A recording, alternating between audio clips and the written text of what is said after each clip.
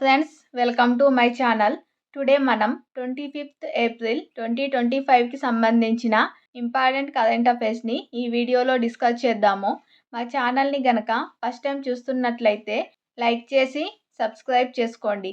అలాగే daily current అఫైర్స్కి సంబంధించిన videos upload చేయడం జరుగుతుంది. మన ఛానల్లోని ప్లేలిస్ట్లో ఉంటాయి. అన్ని మంత్స్కి సంబంధించిన డైలీ కరెంట్ అఫైర్స్ వీడియోస్ ఉన్నాయి, చూడండి.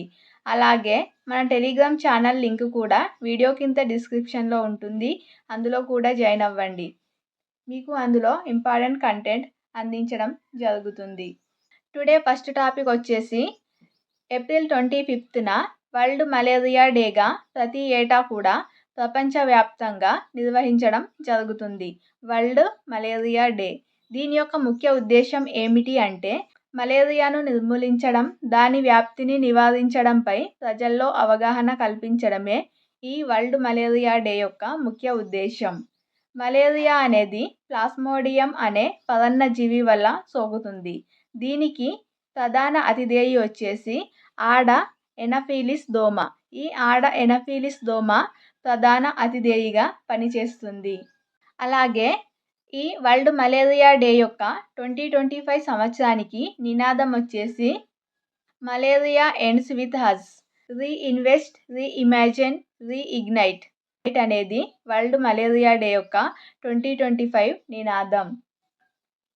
అలాగే మలేరియా అనేది ఒక ప్రాణాంతక వ్యాధి. కనీసం 3 సంవత్సరాలు వరుసగా మలేరియా కేసులు నమోదు కాని దేశాలు మలేరియా నిర్మూలన ధృవీకరణ కోసం WHOకు, వరల్డ్ హెల్త్ ఆర్గనైజేషన్కు దరఖాస్తు చేసుకోవచ్చు. ఇప్పటి వరకు 2015 నుంచి ఇప్పటి వరకు 15 దేశాలు ఈ అర్హతను సాధించాయి.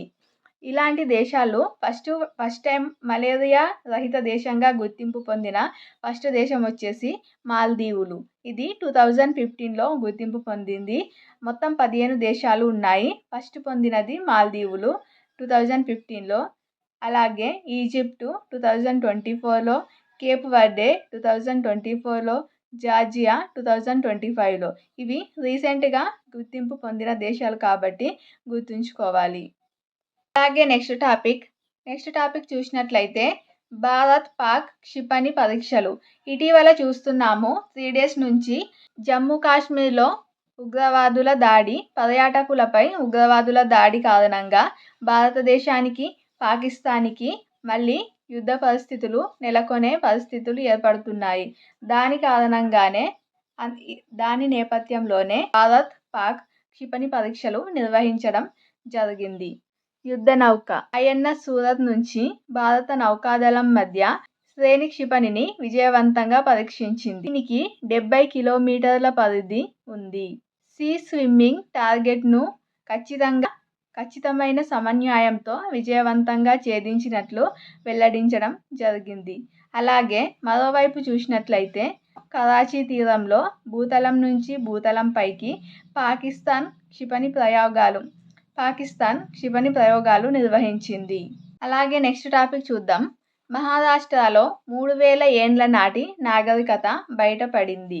మహారాష్ట్రలోని యావత్మాల్ జిల్లాలో సుమారుగా 3000 ఏండ్ల నాటి నాగరికతను గుర్తించినట్లు నాగపూర్ విశ్వవిద్యాలయం పరిశోధకులు ప్రకటించారు. ఆ కాలం నాటి ఇండ్ల ఆనవాళ్లను కూడా గుర్తించారు. వాటిని ఇనుపయుగం కాలం నాటివిగా భావిస్తున్నారు. నాగపూర్ యూనివర్సిటీకి చెందిన ప్రాచీన భారత సంస్కృతి, పురావస్తు చారిత్రక విభాగానికి చెందిన బృందం 2023-24లో బాబుల్గావ్ తాలూకాలోని పచ్కేడ్ గ్రామంలో తవ్వకాలు నిర్వహించింది. ఆ తవ్వకాలలో 3000 ఏండ్ల నాటి నాగరికత బయటపడినట్లు నాగపూర్ విశ్వవిద్యాలయ పరిశోధకులు ప్రకటించారు. ఇది ఇనుపయుగ కాలం నాటివిగా భావించడం జరుగుతుంది. ఇలాంటివి హిస్టరీలో చాలా ఇంపార్టెంట్. అలాగే నెక్స్ట్ టాపిక్ చూసినట్లయితే చైనా అంతరిక్ష కేంద్రానికి చేరిన వ్యోమగాములు. చైనా యొక్క అంతరిక్ష కేంద్రం వచ్చేసి తియాంగాంగ్కు 3 వ్యోమగాములను చైనా విజయవంతంగా పంపింది. షాంఘై 20 వ్యోమనౌకలో వీళ్ళను పంపించడం జరిగింది. అలాగే నెక్స్ట్ టాపిక్ చూద్దాం. ఐఐటి గువాహటి. ఐఐటీలకు సంబంధించి కంపల్సరీ క్వశ్చన్స్ వస్తాయి. డైలీ మనం ఏదో ఒక ఐఐటికి సంబంధించి చూస్తూనే ఉన్నాము.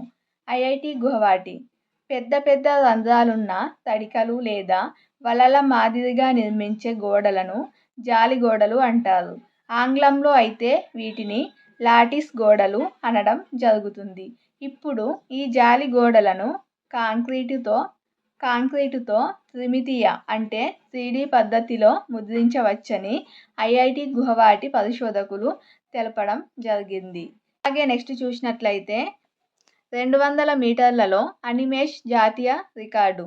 జాతీయ federation cup senior athletics Odisha sprinter Animesh Kujur పురుషుల 200 మీటర్ల పరుగులో అతడు 20.40 సెకన్లలో లక్ష్యాన్ని చేరి బంగారు పతకాన్ని గెలుచుకున్నాడు. నేమ్ వచ్చేసి అనిమేష్ కుజూర్. ఇది ఇంపార్టెంట్. ఈ క్రమంలో 2022లో అమ్లాన్ బోర్గోహెయిన్ 20.52 సెకన్లు సృష్టించిన జాతీయ రికార్డును అధిగమించాడు. ఈ ఏడాది 200 మీటర్ల పరుగులో ఆసియాలో అనిమేష్దే ఉత్తమ టైమింగ్. అలాగే నెక్స్ట్ టాపిక్ చూసినట్లయితే పద్మశ్రీ గ్రహీత బండి రామకృష్ణారెడ్డి కన్నుమూత. ప్రఖ్యాత భాషా శాస్త్రవేత్త, పద్మశ్రీ పురస్కార గ్రహీత ఆచార్య బండి రామకృష్ణారెడ్డి కన్నుమూశారు. అనేక గిరిజన భాషలపై పనిచేసినందుకు గుర్తింపుగా భారత ప్రభుత్వం నుంచి పద్మశ్రీ పురస్కారాన్ని అందుకోవడం జరిగింది.